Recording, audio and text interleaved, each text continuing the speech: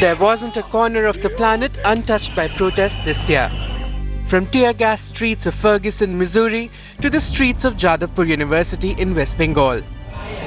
While some protests were remarkably peaceful, like the Occupy Hongkong, which was galvanized by public anger, others turned violent, like the Kiss of Love campaign in Delhi, Hyderabad and Chennai.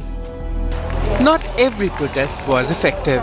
Hong Kongers still don't have democratic rights, Jadavpur University protests are still ongoing, and those in Ferguson are still awaiting justice. But the wave of social action that ended 2014 is unlikely to crest in 2015. And social media will perhaps play a bigger role in galvanizing anger against injustice. What follows are some of the most powerful footage of protests from the global streets in 2014.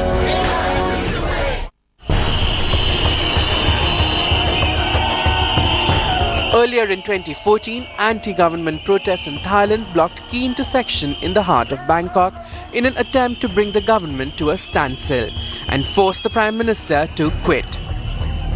Protest leaders who called themselves the People's Democratic Reform Committee wanted the government to hand over power to an unelected People's Council. Almost 200,000 protesters joined hands in what is being called one of the largest protests that Thailand has ever seen.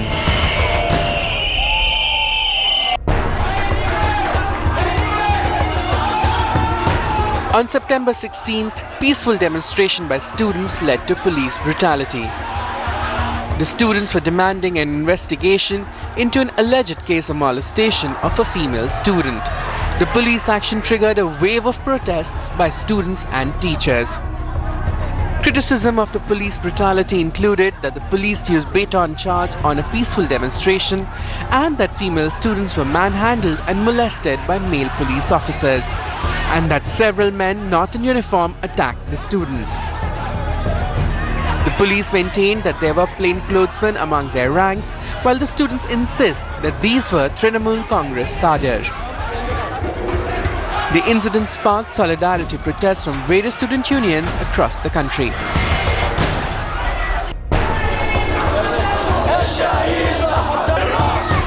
Thousands of people around the world protested against Israeli military action in Gaza. Thousands of pro-Palestinian protesters took to the streets of numerous European cities, including London and Paris, to demand an immediate end to the conflict. The largest one in Europe drew 11,000 people to the streets of Vienna, who marched across the city centre to the official residence of the country's president. Between 8 July and 27 August, more than 2,100 Palestinians were killed in the Gaza Strip, which includes almost 1,500 civilians, of whom 495 were children and 253 women, according to a UN report.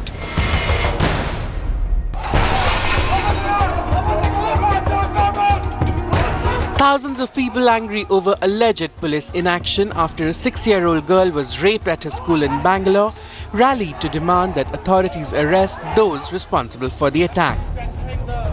More than 4,000 parents and relatives of children who attended the school in Bangalore shouted slogans against the school's administration and demanded that the police arrest those involved in the July 2nd incident.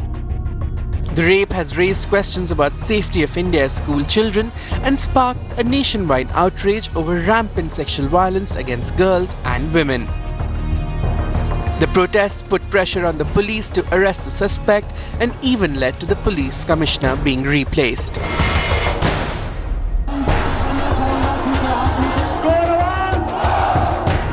Pakistan's Tehreek-e-Insaf chief Imran Khan called for a 1 million-man march to overthrow the ruling government, alleging rigging by Prime Minister Nawaz Sharif's party during the last elections.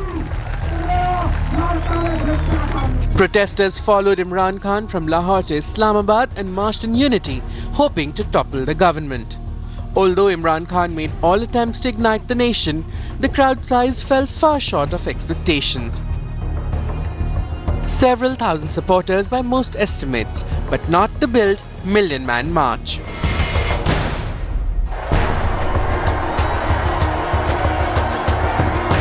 Scores of pro-Tibet activists staged demonstrations outside the Chinese embassy in Delhi to protest the Chinese President Jinping's visit to India. The Chinese head of state was in the country to discuss a range of issues, both regional and global. However, economic cooperation was highest on the agenda. Meanwhile, an envoy of the Tibetan government in exile had asked the centre to raise the Tibet issue with Jinping during his visit. Several protesters were detained by police as they staged a demonstration outside the Chinese embassy in Delhi.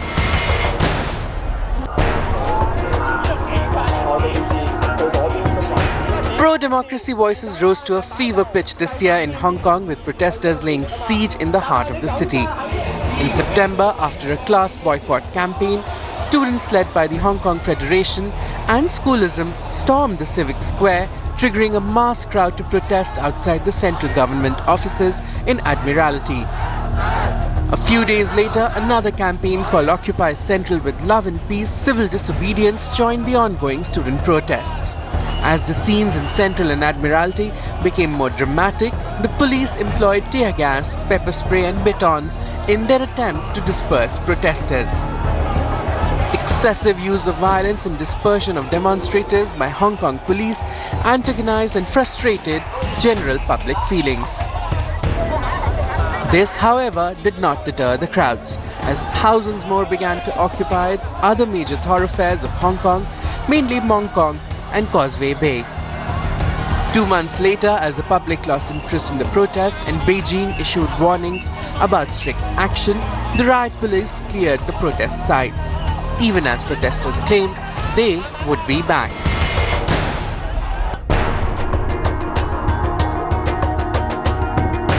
A non-violent protest against the moral policing which began in Kerala quickly spread to other parts of the country. The movement began when a Facebook page called Kiss of Love asked youths across Kerala to participate in a protest against moral policing on November 2, 2014.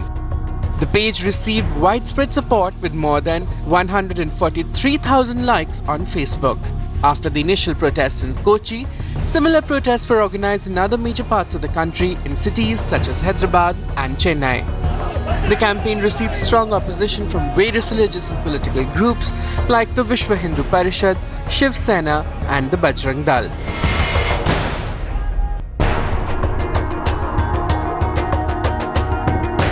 As the grand jury came to a decision for not indicting police officer Darren Wilson in the shooting of black teenager Michael Brown, the town of Ferguson erupted in massive protests. The protesters in Ferguson see the case as a symbol of racism and police brutality. Most of the town's residents are black and most of its police officers are white.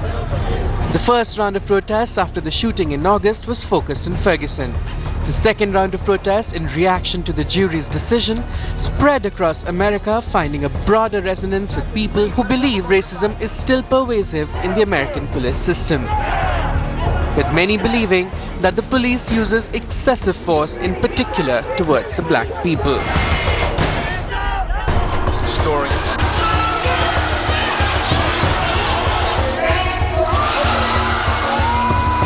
Because of that one mistake,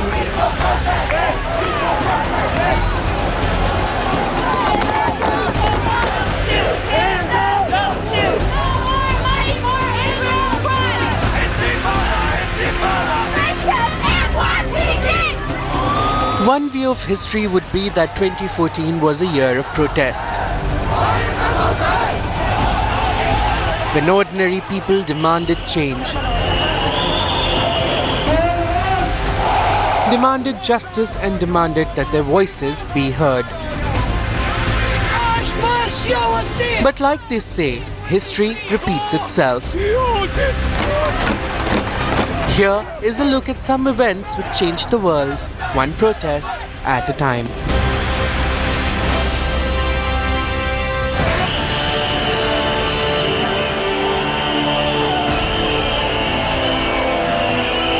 Thailand's struggle to keep a People's Party at the heart of the government has been a long-standing one. In 2014, the people protested against the military regime's control of the country. In 2010 too, a prolonged series of political protests occurred in Bangkok, from March to May against the Democrat Party-led government. Organized by the National United Front Democracy Against Dictatorship, also known as Red Shirts, the UDD called for the Prime Minister to dissolve Parliament and hold elections earlier than the end of term scheduled in 2012. The protest escalated into prolonged violent confrontation between the protesters and the military, and attempts to negotiate a ceasefire failed. More than 80 civilians and 6 soldiers were killed, and more than 2,100 injured by the time the military successfully cracked down on the protesters in May.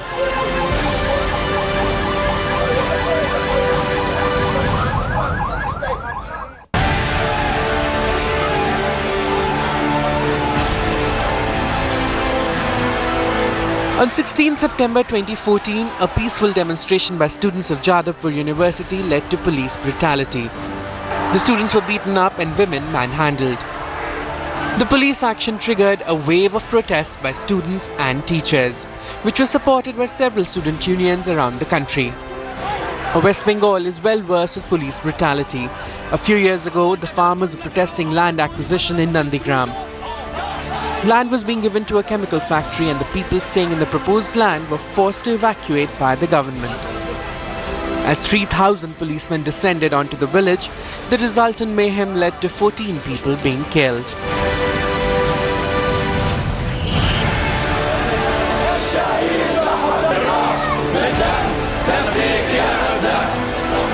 Gaza has long been a bone of contention for the Palestinians and the Israelis. As Israel opened fire against the Palestinians in Gaza, the international community rose together in a protest. Several hundreds of casualties were children. That there were rallies all around the world for peace and restraint was a repeat of the 2008 war against Gaza. Then too, hundreds and thousands of people protested around the world demanding peace. From the streets of Tokyo to those in Chicago, common citizens of the world gathered together, uniting in the hour of need. The Gaza conflict lasted for 3 weeks and ended in a unilateral ceasefire, but not before 1,600 people were killed, 50,800 families displaced, and over 4,000 homes destroyed in the war.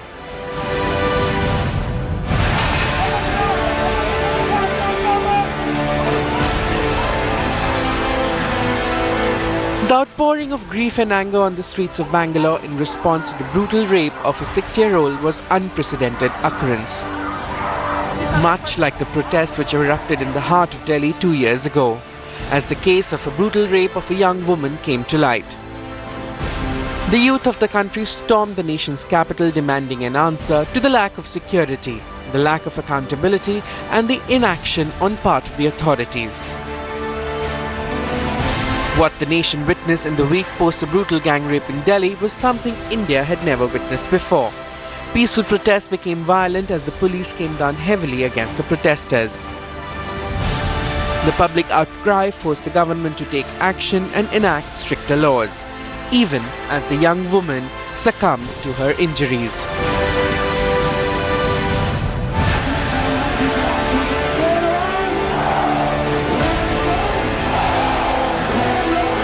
Pakistan's Tehreek-e-Insaf chief Imran Khan called for a million-man march to overthrow the ruling government, alleging rigging by Prime Minister Nawaz Sharif's party, PMLN. Pakistan is no stranger to protests or demonstrations seeking the ouster of the government. In 2007, a lawyers' movement galvanized tremendous support across the country. The movement was against the then President Pervez Musharraf's unconstitutional use of authority and subverting the independence of the judiciary. As the protests grew in numbers and spread across, General Musharraf had to eventually give up his position as the nation's premier and eventually go in exile.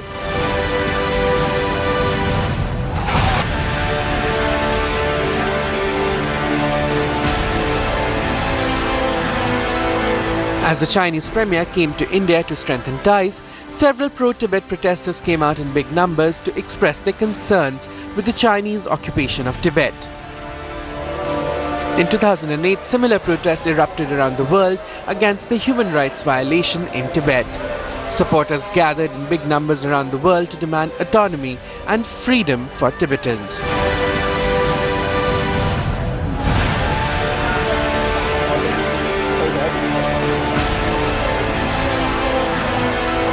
The pro-democracy voices rose to a fever pitch this year in Hong Kong, with protesters laying siege in the heart of the city. Led by a students' movement to have a democratic form of government in Hong Kong.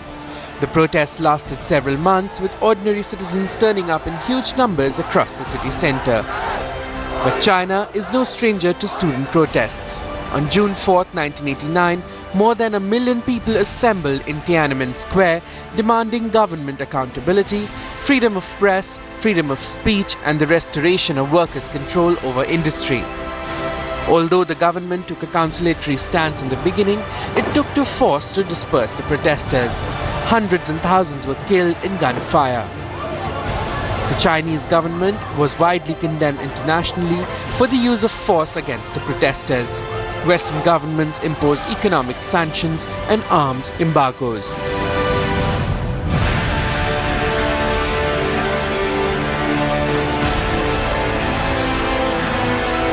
Kiss of Love, a non-violent protest against the moral policing which began in Kerala, quickly spread to other parts of the country. The social media-driven campaign resonated across the country with young and old alike. That this campaign turned so many heads was possible because of the precedents set by the Pink Chatti campaign earlier.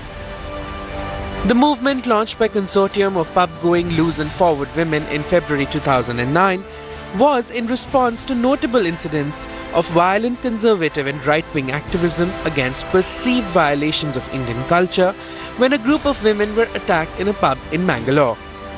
The campaign was conceived particularly in a protest against a threat by Pramod Mutalik of Srinam Sena. Hundreds of pink chadis were sent to Mutalik in response to his hate speech.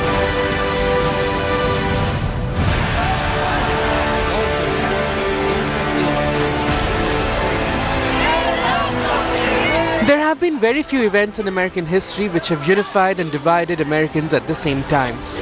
The shooting of Michael Brown in Ferguson, Missouri, and the subsequent protests which ignited across the country was something no one could imagine. Quite like the protests which happened around Little Rock 9 in 1957. On the intervention of then President Eisenhower, 9 black students dared to enter Little Rock High School in Arkansas. As they walked into the school, the town erupted in protests against them. Escorted by armed guards, 9 lone students endured verbal and physical assaults. Yet, they never gave in, giving hope and impetus to the civil rights movement in the United States.